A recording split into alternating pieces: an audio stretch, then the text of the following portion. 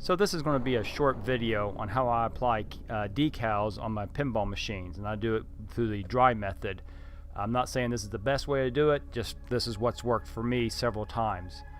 So I guess the first thing I should point out, what you're not seeing in this video is all the prep work that got me up to the point where I'm ready to apply the stickers, and that really boils down to it's a lot of filling with Bondo and sanding, and then filling more dings you find and sanding. It never ends. Ultimately, the goal is you got to get the cabinet smooth. If you rub your hand across it and you can feel something, that will show through the decal, so you have to get it glass smooth. So when you go to actually apply the decals, the bulk of the job here is getting things lined up. And this is sort of an exaggeration here of showing it, but I'm flipping the material back and forth, trying to see if the edge of the decal, the blue part, is lined up with the edge of the cabinet. And as you can see, they're not. The decal is too far up or too far into the cabinet. So more adjusting, more double checking, and now when I'm flipping it back and forth, it's lined up a lot better.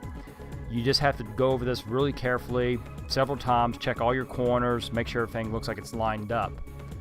Once you have the decal where it needs to be, I put a lot of dead weight on it, and then I use a special tool called the big squeegee to help me apply it. So I'll peel back about a third of the material or a quarter of the material and cut off the backing material, and then use the big squeegee to apply down that part of the sticker.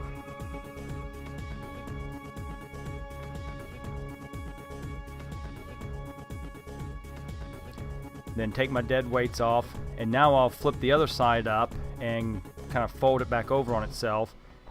I'll start getting the backing material up and then go in with this big squeegee tool and start working my way down. And as I go, the backing material is peeling off by itself as I work my way down.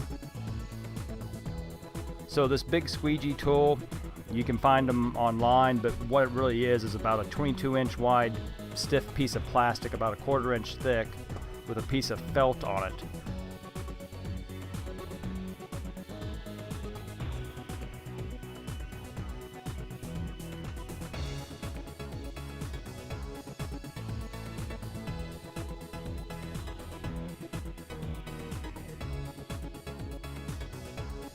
So when I go to do the coin door sticker, I'm using a flashlight, a little LED flashlight, and you can see it shines through the material, so I just basically shine it through the start button hole until I get it lined up.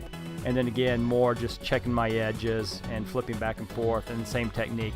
Some dead weight on there, peel back a little bit, apply it, flip it over, apply the rest of it.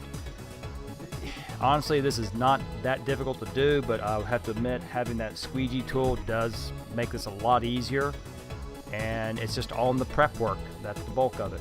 So I hope someone finds this helpful. Good luck.